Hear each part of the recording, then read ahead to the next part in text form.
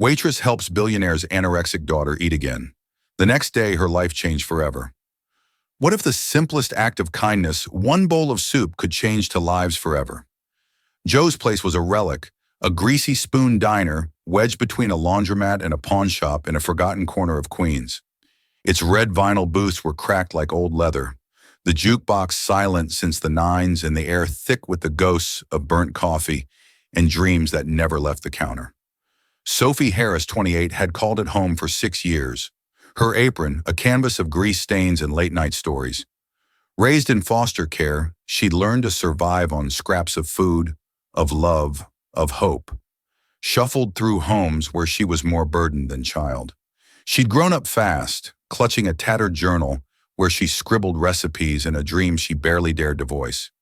Owning a restaurant, a place where no one would feel invisible, where a meal could feel like belonging. Sophie was resilience wrapped in a worn-out smile. Her dark hair was perpetually tied in a messy bun. Her green eyes sharp but kind, catching the details. Others missed the slump of irregular shoulders, the tremble in a stranger's hands. She knew every customer's order by heart, could coax a laugh from the stingiest trucker, and never let her own scars show. But tonight, the diner was a ghost town, the rain driving even the diehards away. Sophie leaned on the counter, her thoughts drifting to the past. She kept locked away nights spent hungry in foster homes, hiding under thin blankets as foster. Parents argued over money, the ache of being a shadow in someone else's life. She'd learned to bury the pain to keep moving, but it lingered, a quiet weight she carried alone. The bell above the door shattered the silence. A young woman stepped inside, her designer coat dripping puddles onto the cracked linoleum. She was skeletal, her blonde hair plastered to a face so pale it seemed translucent, her cheekbones sharp enough to cut glass. Her hands trembled as she pushed her hair back, and her blue eyes darted like a trapped animal's, wide with something darker than fear. She slid onto a stool at the counter, her movements deliberate, as if she feared taking up too much space. Sophie's chest tightened. She'd seen all kinds in the diner drunks. Loners, runaways. But this girl was different. Her fragility wasn't just physical, it was a wound. Ryan opened a mirror to the pain Sophie had spent years hiding.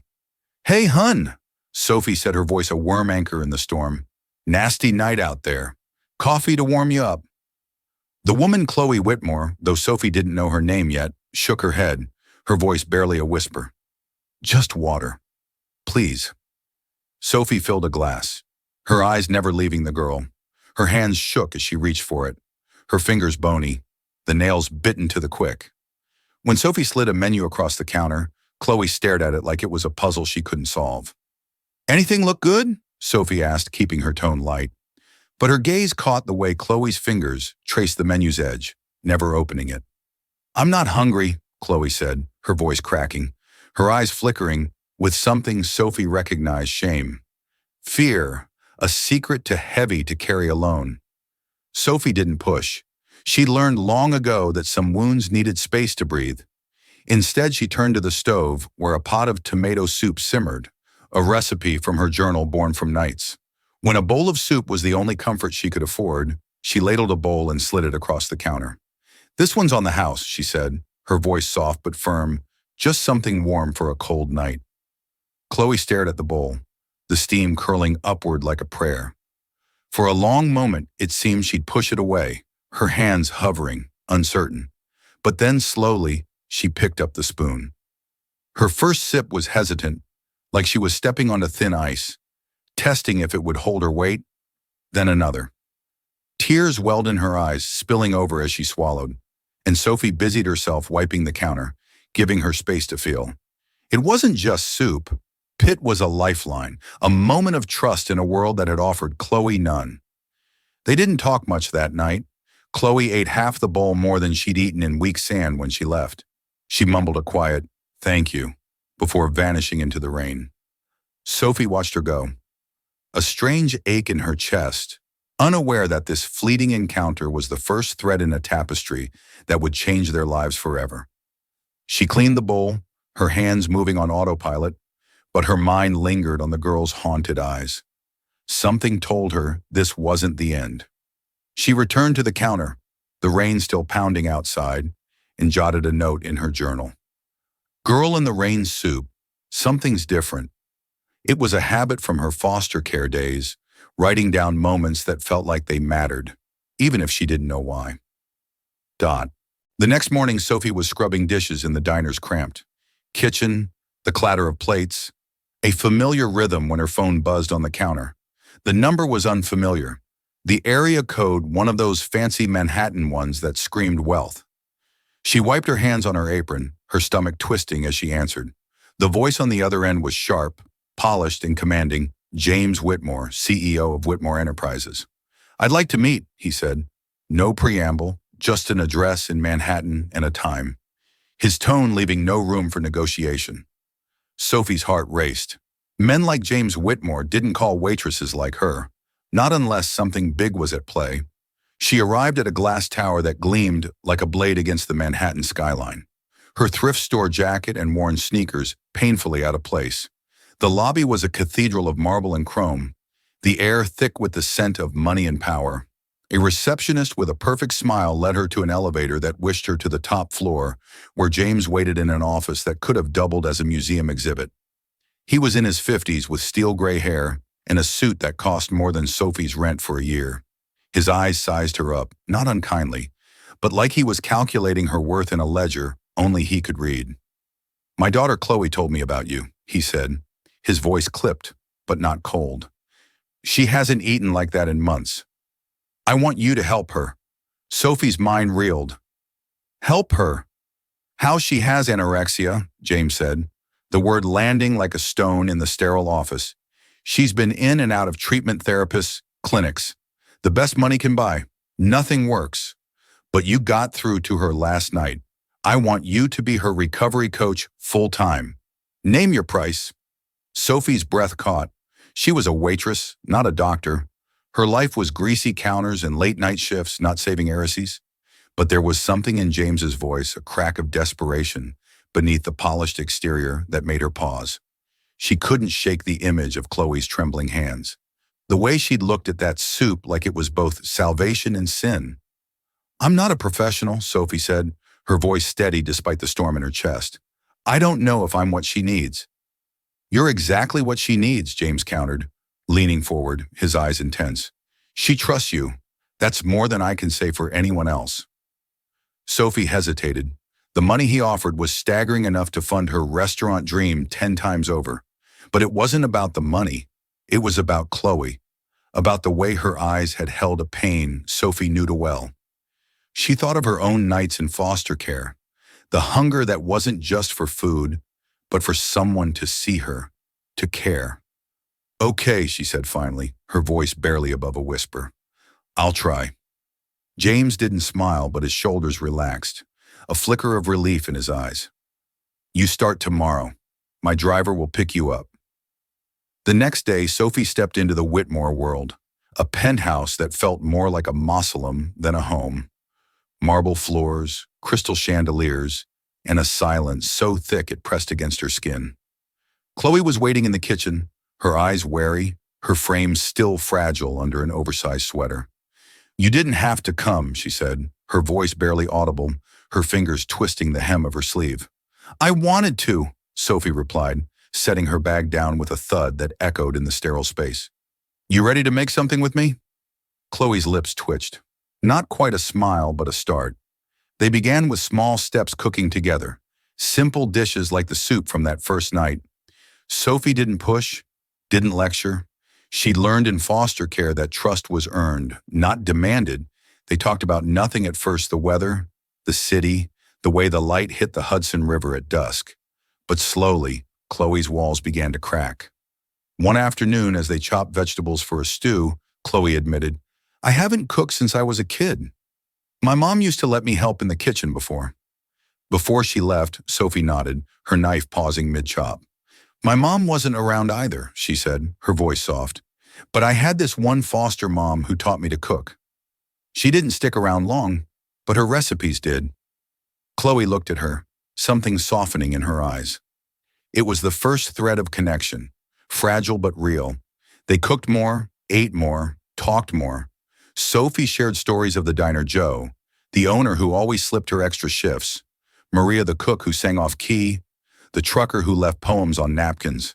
Instead of tips, Chloe listened, her guarded expression giving way to curiosity, then laughter. It was slow, but it was progress. The penthouse kitchen became their sanctuary, a place where Sophie's warmth chipped away at Chloe's defenses. She cooked dishes from her journal recipes born from years of making do, each one a piece of her story. Chloe would watch hesitant as Sophie chopped vegetables or stirred a pot, the smells filling the sterile space with life.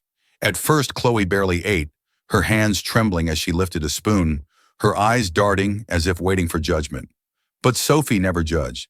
She'd sit across from Chloe eating her own portion, talking about the diner, about the regulars who'd become her family. One night, as they shared a plate of homemade pasta with marinara, Chloe spoke, her voice raw. "I've always been the Whitmore daughter," she said, her fork still in her hand. "The perfect smile, the perfect dress, the perfect weight. My dad's empire. It's all about image. I stopped eating because it was the only thing I could control." Sophie's heart ached deep. She knew what it was to feel like you didn't belong in your own skin. "I get it," she said, her voice soft. "I grew up in foster care. You learn to make yourself small, to not ask for too much. But you're allowed to take up space, Chloe. You're allowed to be you." Chloe's eyes filled with tears, and for the first time she ate more than a few bites. It wasn't just about the food. It was about trust, about being seen. Over weeks, their bond grew, not as coach and client, but as to women who saw each other's scars. Chloe began to share more her mother's absence after a bitter divorce, her father's relentless expectations, the social media spotlight that turned her body into a battleground. Anorexia wasn't just a disease. It was a cage built by a world that demanded perfection. One evening, as they baked cookies, a recipe Sophie had learned from a kind foster mother who hadn't lasted, Chloe asked, "How do you do it? Keep going when it feels like the world doesn't want you." Sophie paused, a lump in her throat. "You find something to hold on to." She said, "For me, it's this dream of a restaurant, a place where people feel like they belong. What's yours?" Chloe was quiet for a long time. "I don't know," she admitted. "Maybe just being me." It was a turning point. Chloe began to eat more, to laugh more, to let herself be seen. But helping Chloe forced Sophie to face her own past. She'd spent years running from it, pouring herself into work to avoid the truth. She'd never felt worthy of love. Late at night, alone in her tiny apartment, she'd read her old journal entries, letters to a younger self, promises to keep going. The words brought back memories of foster homes where she was a paycheck, not a person, of nights spent hungry, not by choice, but because there was nothing to eat, of the constant fear of being sent away. The nightmares started soon after. She'd wake up gasping, memories of foster parents' arguments echoing in her ears, the old fear of being invisible clawing at her chest. Helping Chloe was saving her, but it was also breaking her open. One night after a particularly bad dream, Sophie sat at her kitchen table, her journal open, and wrote a new entry. "I'm helping her, but who's helping me?" The words stared back at her, a challenge she wasn't sure she could face. But Chloe noticed the change. "You okay?" she asked one day as they needed dough for bread, her eyes searching Sophie's face. "You seem different." Sophie forced a smile. "Just tired," she lied. But Chloe's gaze didn't waver. It was the first time someone had seen through her armor, and it terrified her. She realized then that their healing was intertwined, that saving Chloe meant facing her own pain. One evening, in the quiet of the penthouse kitchen, Chloe's voice dropped to a whisper. "It's my dad," she said, her hands twisting around a mug of tea. "He's always wanted me to be perfect, the face of Whitmore Enterprises. I thought if I was thin enough, he'd love me. But it's never enough." Sophie's blood ran cold. She'd sensed James's intensity, the way he filled her room with expectation, but she hadn't realized how deeply it had shaped Chloe's pain. The next day, she asked to meet him, her heart pounding as she stepped into his office. "You're hurting her," she said, her voice steady despite the fear clawing at her. "She's your daughter, not a brand. She's killing herself to be what you want. Is that worth your empire?" James's face hardened, his jaw tight. "You don't understand the pressure," he said. "The world watches us. She has to be. She has to be alive." Sophie cut in, her voice sharp. "She's starving herself to fit your idea of perfect. You're her father. Act like it." For the first time, James faltered, a flicker of guilt in his eyes. He'd built an empire, but he'd lost his daughter in the process. That night he sat with Chloe. No agenda, no expectations. He listened as she poured out years of pain, her voice breaking, her hands shaking. It was the beginning of a reckoning, but it wasn't enough. Not yet. The real twist came when Sophie found an old letter in her journal, written when she was 16, addressed to her younger self. "You're enough." It read the words shaky but fierce. Reading it, Sophie broke down, the truth hitting her like a wave. She'd spent her life running from the same fear. Chloe had never been enough. Helping Chloe wasn't just about saving her, it was about saving herself. She realized she'd been hiding behind her dream, using it as a shield to avoid facing her own worth. Sophie took a leap she'd never considered before she started therapy. Using the money from James to pay for it, she faced her past, the foster homes, the hunger, the loneliness, and began to heal. One painful step at a time, her bond with Chloe deepened, their shared journey a lifeline for them both. One night, as they sat over a shared plate of roasted vegetables, Chloe reached for Sophie's hand. "You're helping me," she said, "but I want to help you too." It was a moment of raw connection, two women carrying each other through the dark. Sophie began to see herself differently, not as the invisible girl from foster care, but as someone who could change lives, starting with her own. Months later, Sophie stood in the doorway of Harris's Haven, her restaurant. It was small, a cozy space with wooden tables, warm lights, and walls lined with photos of customers, truckers, families, Chloe. Each one a reminder that this was a place for everyone. The opening night was a blur of laughter and clinking glasses. The air filled with the scent of her tomato soup, now a signature dish. Chloe, now healthy, her smile bright, worked alongside Sophie, her presence a testament to their shared journey. She'd traded her curated social media image for authenticity, her posts raw and real, inspiring others to fight their own battles with eating disorders and self-worth. James changed too. He stepped back from Whitmore Enterprises, delegating to spend time with Chloe. He became a regular at Harris's Haven, his presence a quiet apology for the years he'd lost. He and Chloe weren't fixed, but they were trying, their conversations tentative, but honest.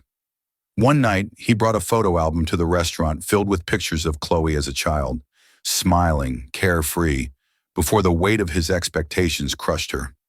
It was his way of starting over. The climactic twist came on opening night. As Sophie served the first customers, Chloe handed her a gift, a leather-bound journal, its pages blank. "For your next dream," Chloe said, her eyes shining. Sophie opened it, her breath catching as she saw a note tucked inside. Written.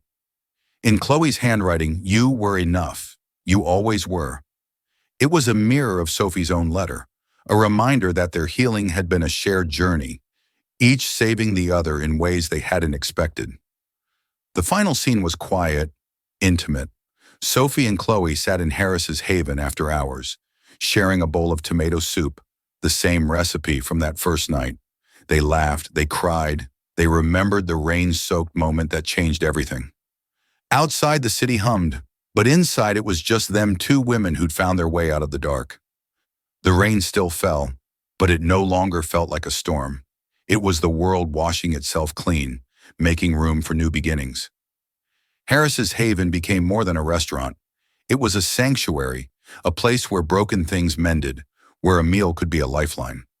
Sophie had built her dream, but more than that, she'd built a home for herself, for Chloe, for anyone who needed it.